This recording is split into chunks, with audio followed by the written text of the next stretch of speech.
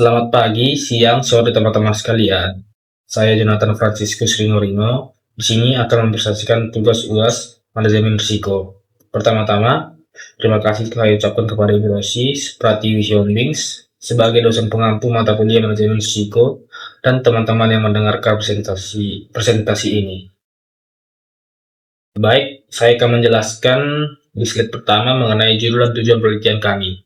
Judul penelitian kami adalah analisis risiko personal kendaraan angkutan hasil panen pada proses sawit mandiri abadi. Penelitian ini dilakukan karena kegiatan transportasi hasil panen merupakan bagian yang sangat penting dalam kegiatan koperasi sawit. Koperasi sangat bergantung pada kelancaran distribusi tandan buah segar atau TBS ke pabrik, dan proses ini sangat dipengaruhi oleh kondisi kendaraan serta infrastruktur jalan. Tujuan penelitian ini adalah untuk mengidentifikasi bagaimana risiko yang muncul dalam pengangkutan hasil panen, menganalisis tingkat kemungkinan, serta dampaknya terhadap operasional koperasi, dan merumuskan strategi pengendalian yang sesuai agar kegiatan distribusi tetap lancar dan efisien. Saya akan menjelaskan metode yang digunakan, yaitu kami menggunakan pendekatan kualitatif deskriptif, karena fokusnya adalah menjelaskan kondisi nyata yang terjadi di lapangan, bukan dengan perhitungan angka.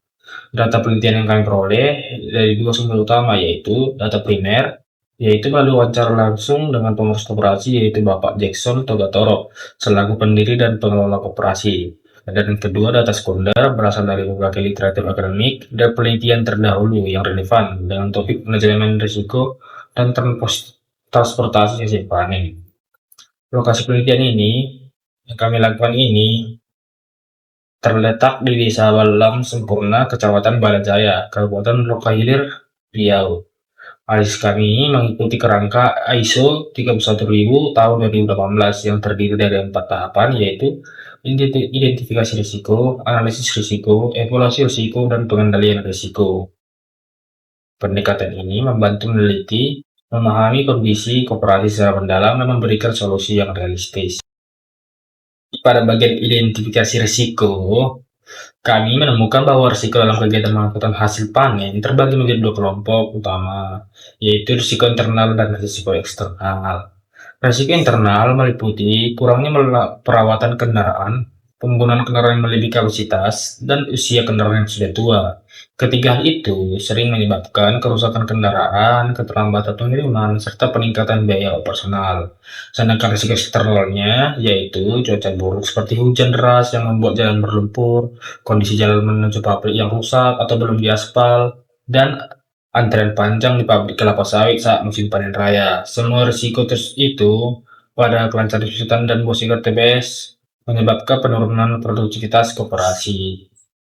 Pada bagian analisis risiko, setelah risiko diidentifikasi, kami menganalisis tingkat kemungkinan dan dampaknya terhadap kegiatan koperasi.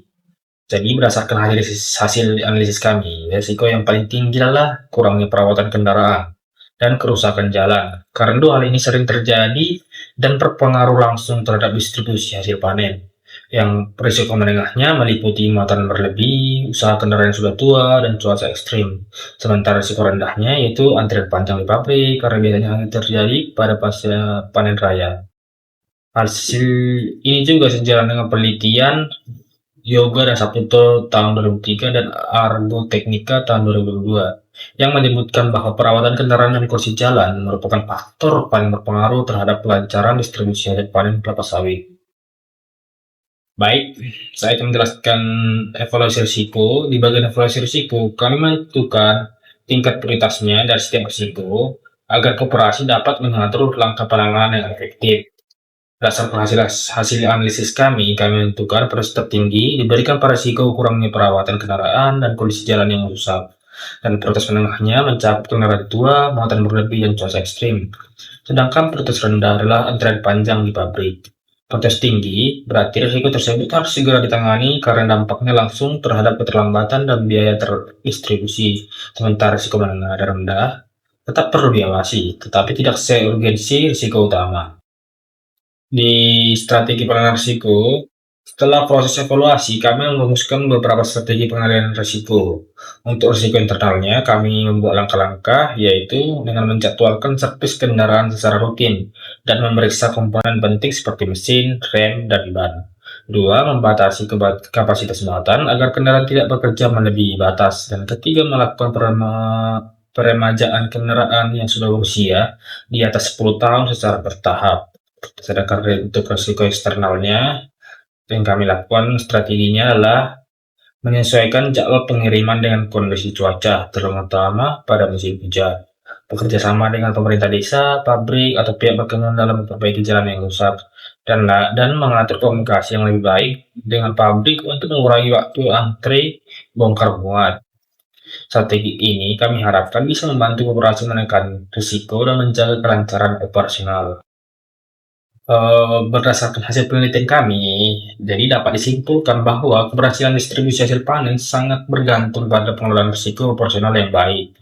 Faktor utama yang mempengaruhinya adalah kurangnya perawatan kendaraan dan kondisi jalan yang rusak. Dengan menerapkan manajemen risiko berbasis ISO 31000, koperasi dapat melakukan identifikasi, analisis, evaluasi, dan pengendalian risiko secara sistematis. Penerapan ini tidak hanya menjaga kelancaran pengiriman hasil panen, tetapi juga meningkatkan efisiensi, menekan biaya perbaikan, dan menjaga kepercayaan anggota koperasi. Berdasarkan hasil pembahasan penelitian kami, ada beberapa saran yang diberikan kepada koperasi. Satu, melakukan servis kendaraan secara rutin agar tetap dalam kondisi terbaik. Yang kedua, membatasi muatan kendaraan sesuai kapasitas untuk mencegah kerusakan. Dan ketiga, mengganti kendaraan yang sudah tua secara bertahap melalui kerjasama dengan lembaga keuangan. Dan keempat, menyesuaikan jadwal pengiriman dengan kondisi cuaca. Yang kelima, bekerja sama dengan pemerintah dan pabrik sawit untuk memperbaiki infrastruktur jalan. Dengan menerapkan langkah-langkah ini, risiko personal dapat ditekan dan koperasi bisa menjalankan kegiatan distribusi dengan lebih efisien. Jadi bagian kontribusi pribadi di dalam penelitian ini, kelompok sekian ini, saya mungkin berkontribusi dalam pembuatan bagian abstrak dan pendahuluan. Pada bagian abstrak, saya menulis semua gambarannya, umum penelitian, tujuannya, metodenya, hasil utama, dan strategi penelitian yang dirumuskan. Sedangkan pada bagian pendahuluan, saya menulis latar belakang masalah, pentingnya penerapan manajemen risiko di koperasi sawit, serta rumusan tujuan penelitian. Jadi secara keseluruhan bisa dibilang kontribusi saya itu sekitar 60% dari total pekerjaan kelompok yang saya buat. Giây phút em gặp anh là em biết em